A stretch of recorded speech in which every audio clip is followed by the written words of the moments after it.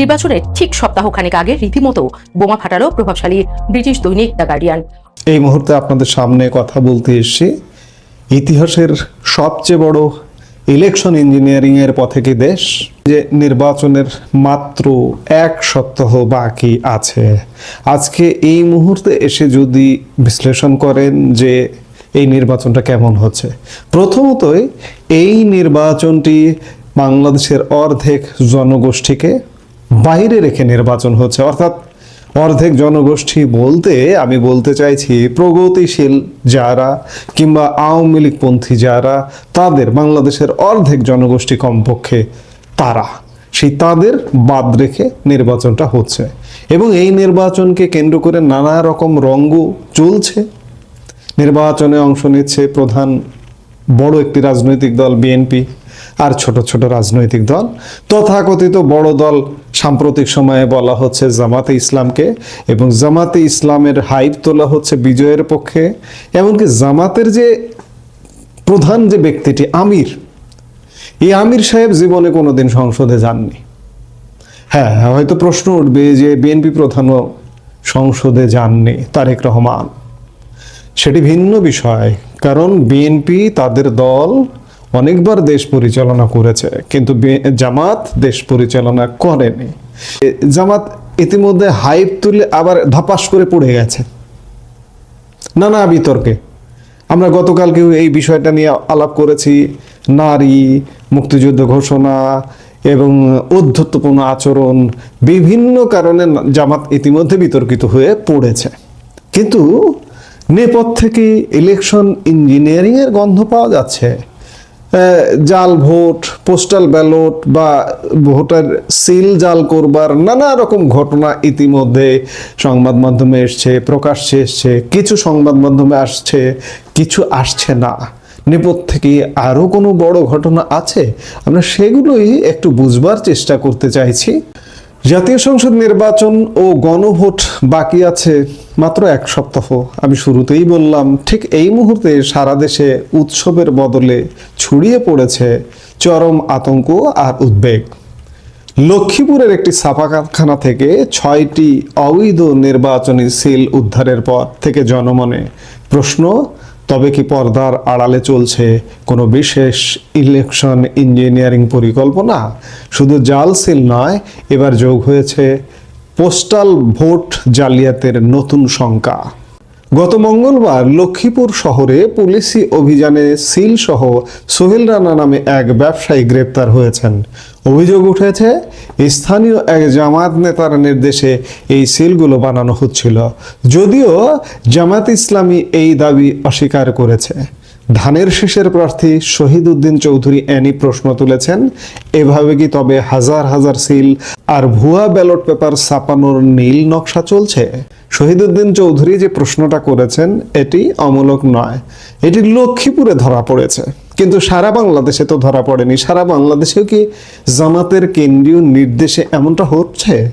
আপনারা কয়েক মাস আগে খেয়াল করেছেন বাংলাদেশের সব ছাত্র সংসদগুলো দখল করে নিয়েছে জামাতের ছাত্র সংগঠন, ছাত্র শিবির। আপনি কি মনে করেন এগুলো কি ফেয়ার ভোটে এগুলো হয়েছে? জামাতি কৌশল প্রথমত ছিল যে সব বিশ্ববিদ্যালয়ের প্রশাসনগুলো দখল, ভিসি প্রক্টর থেকে গুরুত্বপূর্ণ পদগুলোতে তাদের লোকজনকে নিয়োগ দেওয়া, এবং নিয়োগ দেওয়ার পরে নিয়োগ দেওয়াটা যখন সফল হয়ে গেল তখন তারা ভাবলেন যে ছাত্র সংসদগুলো দখলে নিতে হবে। এবং এই ছাত্র সংসদ নির্বাচনের প্রধান আগ্রহী ছিল কিন্তু জামাত শিবির। ছাত্র সংসদ নির্বাচন হলো এবং আশ্চর্যের বিষয়, সারা বাংলাদেশকে একদম বিস্মিত করে সব ছাত্র সংসদ শিবিরের দখলে। হঠাৎ করে রাতারাতি পুরো বাংলাদেশ শিবির হয়ে গেল, জামাত হয়ে গেল। আপনি কি এগুলো মানেন? এগুলো যে হয়নি তার প্রমাণ এক্সক্লুসিভ নিউজও হয়েছে। ঢাকা বিশ্ববিদ্যালয় ছাত্র সংসদ নির্বাচনের ব্যালট নীলক্ষেতে ছাপানো হয়েছে এবং সিলমারা ব্যালট নীলক্ষেতে পাওয়া গেছে, এগুলো সংবাদ মাধ্যমের প্রকাশও হয়েছে। অর্থাৎ নীলক্ষেতের সিলমারা ভিপি, জিএস বা ছাত্র সংসদ ঢাকা বিশ্ববিদ্যালয় কিংবা রাজশাহী বিশ্ববিদ্যালয়ে সেখানকার প্রেসে সিলমারা সংসদ হচ্ছে রাজশাহী বিশ্ববিদ্যালয়, চট্টগ্রাম বিশ্ববিদ্যালয় কিংবা জাহাঙ্গীরনগর বিশ্ববিদ্যালয় কিংবা জগন্নাথ বিশ্ববিদ্যালয়। আজকে জাতীয় সংসদ নির্বাচনটাকে কিন্তু সেদিকেই নিয়ে যাবার একটা চেষ্টা চলছে বলে চারিদিকে মনে হচ্ছে। জামাতের যে ভোটের পার্সেন্টেজ, জামাত ভোটে জিতে অন্ততপক্ষে বা সরকার গঠন করার মতো ক্ষমতা জামাতের অন্ততপক্ষে নেই। জামাতের প্রতি আসনে হ্যাঁ কিছু একটা ভোট আছে, সেটা ম্যাক্সিমাম 5 কিংবা কালের বিবর্তনে এটা বেড়ে 10% হতে পারে, এর বেশি নয়। কিন্তু সেই জামাত আজকে কোন রহস্য বলে ক্ষমতায় যাবার স্বপ্ন দেখছে? এখন প্রশ্ন আসছে, বাংলাদেশ কি ইতিহাসের শ্রেষ্ঠ ইলেকশন ইঞ্জিনিয়ারিং এর পথে কিনা? শঙ্কার জাল সেখানেই শেষ নয়। সম্প্রতি অভিযোগ উঠেছে একদল গুপ্তচক্র নিরীহ মা বোনদের কাছ থেকে এনআইডি নম্বর এবং মোবাইল ব্যাংকিং হিসাব সংগ্রহ করছে। এখান থেকেই জন্ম নিচ্ছে পোস্টাল ভোট জালিয়াতির ভয়। যারা ভোট কেন্দ্রে যেতে পারবেন না বা সরকারি চাকরিজীবী, তাদের পোস্টাল ভোট কি তবে আগে ভাগেই কোনো অশুভ শক্তির পকেটে চলে যাচ্ছে? ডিজিটাল কারচুপির মাধ্যমে আপনার ভোটটি অন্য কেউ দিয়ে দেবে না তো? অদ্ভুত এক ঘটনা ঘটেছে চট্টগ্রামের ফটিকছড়িতে। মাইজভান্ডারি বালিকা উচ্চ বিদ্যালয় কেন্দ্র থেকে চুরি হয়ে গেছে সিসিটিভি ক্যামেরার এনভিআর মনিটর, এমনকি আইপিএসও। কেন এই চুরির ঘটনা? ভোট কেন্দ্রকে নজরদারিবিহীন করতেই কি এই পরিকল্পনা? নির্বাচন বিশেষজ্ঞরা বলছেন এর আগে কখনোই এমন অদ্ভুত চুরির ঘটনা তারা দেখেননি। অতীতে ভোট জালিয়াতি হতো কেন্দ্র দখল করে, কিন্তু এবার স্থানীয় পর্যায়ের প্রার্থীরা নতুন কৌশল নিচ্ছেন বলে মনে হচ্ছে। অন্যদিকে সদ্য বিদায়ী আওয়ামী লীগ আমলে বিতর্কিত নির্বাচনের প্রেক্ষাপটে এবার ভোটাররা অনেক বেশি সচেতন। তারা পোলিং এজেন্টদের সতর্ক থাকার আহ্বান জানাচ্ছেন। অন্যদিকে ত্রয়োদশ জাতীয় সংসদ নির্বাচনে প্রথমবারের মতো প্রবাসীদের জন্য পোস্টাল ভোট বিডি অ্যাপের মাধ্যমে ভোট দেওয়ার সুযোগ দেওয়া হয়েছে, কিন্তু এখানে দেখা দিয়েছে বড় ধরনের অসঙ্গতি। মালয়েশিয়া ও মধ্যপ্রাচ্যের দেশগুলোতে দেখা গেছে একটিমাত্র ঠিকানা ব্যবহার করে 100 জনের বেশি ভোটার নিবন্ধিত হয়েছেন। নির্বাচন কমিশনার সানাউল্লাহ নিজেই জানিয়েছেন যে প্রায় 14,851 জন ভোটার এমন সব ঠিকানায় নিবন্ধিত হয়েছেন যেখানে প্রতিটি ঠিকানায় 50 থেকে 100 জন ভোটার রয়েছেন। এই সংবাদটি আপনারা বেশ কিছুদিন আগে দেখেছেন। মালয়েশিয়া থেকে প্রায় 4,500 ব্যালট পেপার ভুল ঠিকানার অজুহাতে বাংলাদেশে ফেরত এসেছে। অভিযোগ উঠেছে প্রভাবশালী চক্র প্রবাসীদের নাম ব্যবহার করে ভুয়া ঠিকানা দিয়ে ব্যালটগুলো সংগ্রহ করার চেষ্টা করছে, যাতে পরে সেগুলো একযোগে জাল করা যায়। অনেক প্রবাসী অভিযোগ করেছেন যে ভোট দেওয়ার সময় লাইভ ছবি বা সেলফি ভেরিফিকেশন কাজ করছে না, যা জালিয়াতির সুযোগ বাড়িয়ে দিচ্ছে। এর মধ্যে আরেকটি ন্যাক্কারজনক ঘটনা ঘটেছে। নির্বাচনের আগে আইন শৃঙ্খলা রক্ষাকারী বাহিনীর সদস্যদের পোস্টাল ব্যালট ব্যবহারের তথ্য ফাঁস হওয়ার অভিযোগটিও বেশ গুরুতর। অভিযোগ উঠেছে নির্দিষ্ট কিছু অসাধু কর্মকর্তা বা বাইরের হ্যাকাররা সরকারি ডাটাবেস থেকে ভোটার তালিকায় থাকা পুলিশ সদস্যদের এনআইডি ও মোবাইল নম্বর সংগ্রহ করেছে। অভিযোগ আছে যে পোস্টাল ব্যালটে ভোট দেওয়ার জন্য অনেক পুলিশ সদস্যকে নির্দিষ্ট প্রতীকে ভোট দিতে বাধ্য করা হচ্ছে বা তাদের ব্যালট পেপার ঊর্ধ্বতনদের কাছে জমা দিতে বলা হচ্ছে। এমনকি তাদেরকে চাপ দিয়ে নিবন্ধন করতেও বলা হয়েছে। কেউ যদি মনে করে যে আমি নিবন্ধন করব না, আমি ভোট দেব না, পুলিশ সদস্য, এমনটাও বলা হয়েছে যে নিবন্ধন না করলে, নিবন্ধন যে বা যারা করেনি তাদের চাকরি থাকবে না বা চাকরিতে নানা রকম হয়রানি তৈরি হবে, এভাবে তাদের নিবন্ধন করা হয়েছে। এবং নিবন্ধন করবার পরে সেই পোস্টাল ব্যালট পুলিশ সদস্যরাও হাতে পাচ্ছেন না, এমন অভিযোগ আমরা সরাসরি এমন অভিযোগ কিছু পেয়েছি। বিএনপি অভিযোগ করেছে যে পোস্টাল ব্যালটের ডিজাইন এমনভাবে করা হয়েছে যাতে নির্দিষ্ট প্রতীকের ঘরটি ভাঁজের এমন জায়গায় পড়ে যা ভোটারকে বিভ্রান্ত করতে পারে। ফলে ব্যালটের স্বচ্ছতা নিয়ে প্রশ্ন উঠেছে। সরকার, মাঠ প্রশাসন আর সেনাবাহিনীর সক্রিয়তাই পারবে এই জালিয়াতি রুখতে, নাকি জাল সেল আর পোস্টাল ভোটের জালিয়াতি নির্ধারণ করে দেবে আগামীর সংসদ? আপনার এলাকায় কি এমন কোনো সন্দেহজনক ঘটনা ঘটছে? কমেন্টে আমাদের জানান। মনে রাখবেন, আপনার সচেতনতাই পারে একটি স্বচ্ছ নির্বাচন নিশ্চিত করতে। যদিও আমরা বলছি যে এবারের এই নির্বাচনটি হচ্ছে একটি গোজামিলে নির্বাচন, একতরফা নির্বাচন, কারণ 50% ভোটার তারা তো ভোট কেন্দ্রে যাবেনই না, তাদের ভোটটা কি হবে? তাদের ভোটটাও কি কাস্ট হয়েছে এমন দেখানো হবে? আরেকদিকে আছে এই যে জাল ভোট, পোস্টাল ভোট জালিয়াতি ইত্যাদি বিভিন্ন কিছু। এই সব কিছু মিলিয়ে মনে হচ্ছে যে একটি বিশেষ পক্ষ, এবং এই পক্ষটির যাদের দিকে তীর ছোড়া হচ্ছে জামাতে ইসলামী। এই জামাতে ইসলামী ভোট জালিয়াতির এক মহা উৎসবে সারা দেশব্যাপী মেতে উঠেছে বলেই মনে হচ্ছে। এখন দেখার বিষয় যে এই জাল ভোট কি আগামীর সংসদ নির্ধারণ করে কিনা।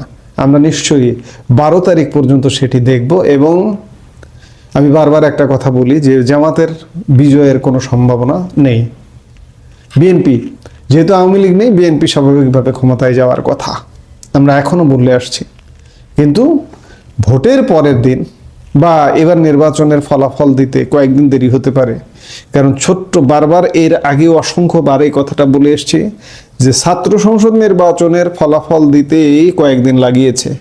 সেখানে জাতীয় সংসদ নির্বাচন একদিকে, আরেকদিকে গণভোট, এর ফলাফল দিতে কয়েকদিন লাগাতে পারে।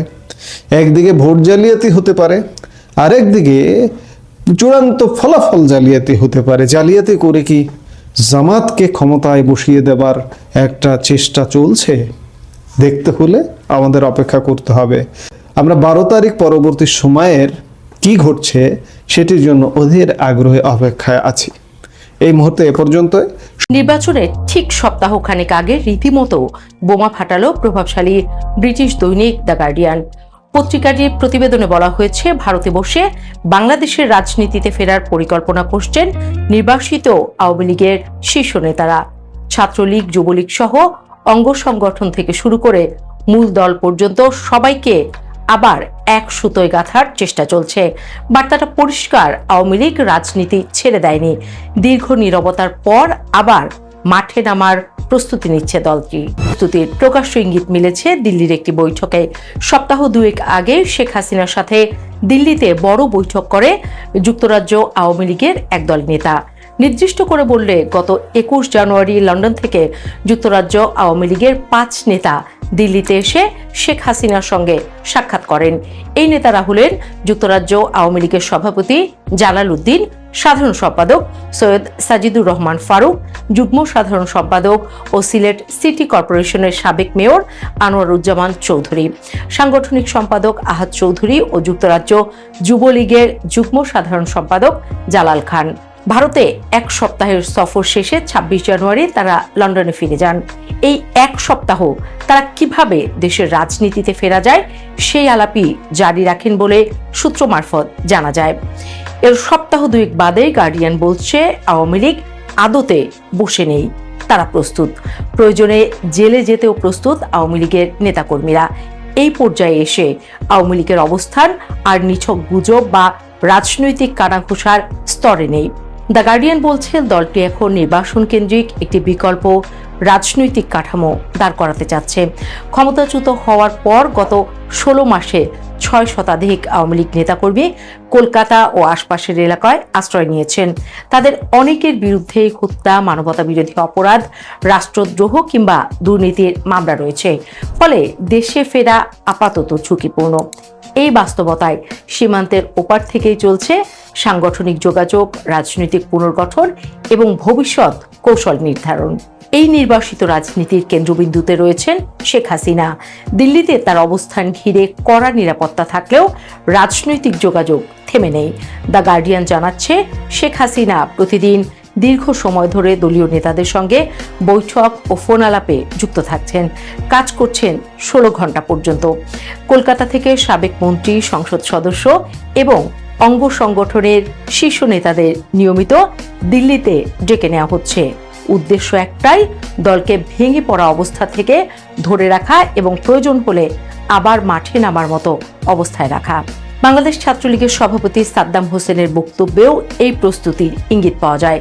তিনি বলেন, শেখ হাসিনা এখনও সরাসরি মাঠ পর্যায়ের নেতাদের সঙ্গে যোগাযোগ রাখছেন এবং দলকে একটি বড় রাজনৈতিক সংগ্রামের জন্য প্রস্তুত করা হচ্ছে। যদিও বা বাস্তবতা হলে অন্তর্বর্তী সরকার ছাত্রলীগকে সন্ত্রাসী সংগঠন ঘোষণা করেছে এবং তার বিরুদ্ধে একাধিক গুরুতর মামলা রয়েছে।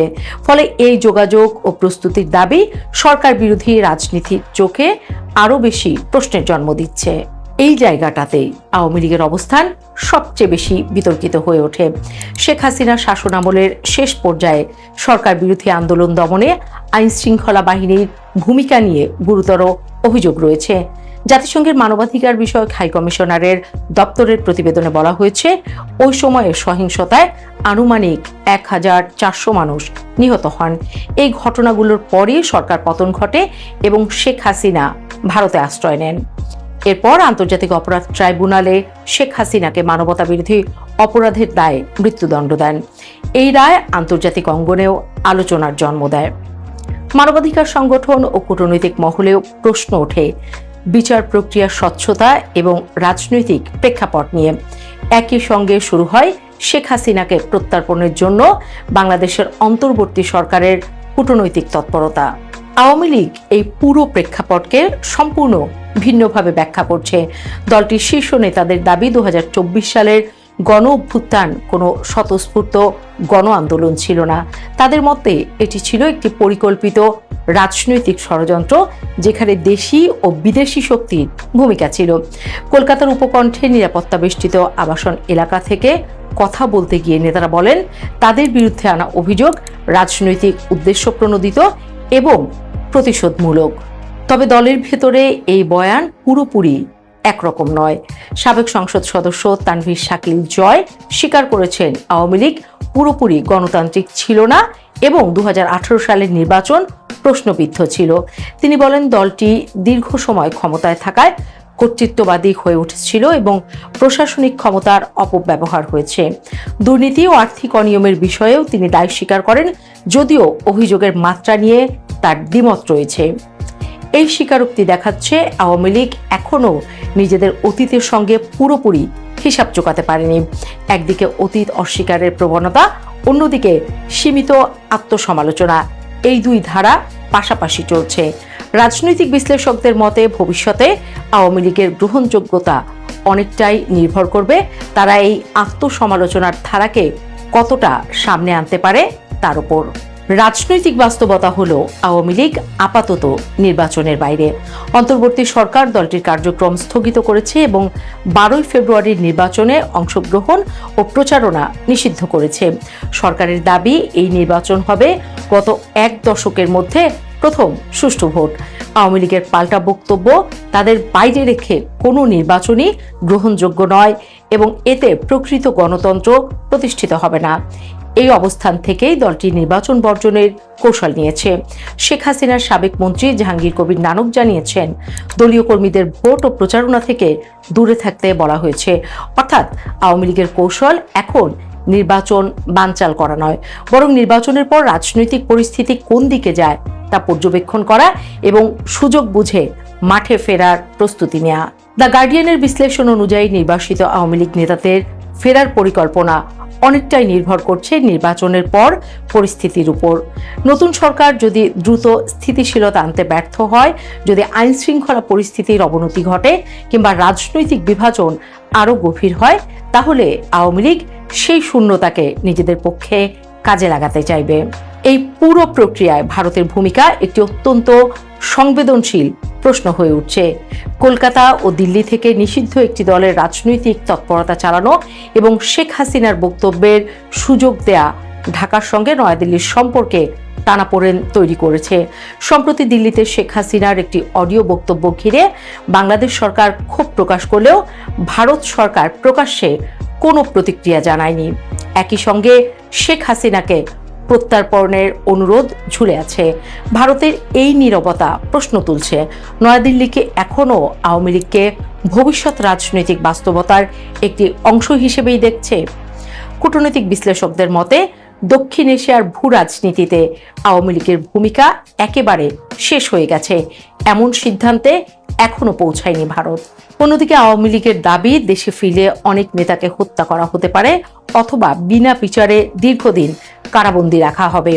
এই আশঙ্কা বাস্তব হোক বা রাজনৈতিক কৌশল নির্বাসিত রাজনীতিকে একটি আরও দীর্ঘায়িত করছে এবং দলের মধ্যে ভয়ের পাশাপাশি এক ধরনের প্রতিরোধের মনোভাব তৈরি করছে। সব মিলিয়ে আওয়ামী লীগ এখন না পুরোপুরি অতীত, না নিশ্চিত ভবিষ্যৎ।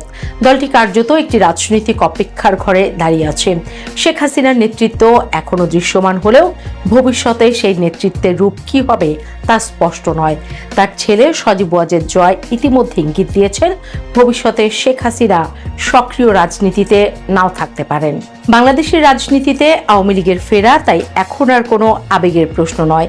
নির্বাচনের পর দেশ কোন পথে হাঁটে সেই পথ ঠিক করে দেবে আওয়ামী লীগ সত্যি গুছিয়ে ফিরছে নাকি নির্বাসনের এই অধ্যায়ই তাদের শেষ বড় রাজনৈতিক বাস্তবতা হয়ে থাকবে, এমনটাই বলছেন বিশ্লেষকরা।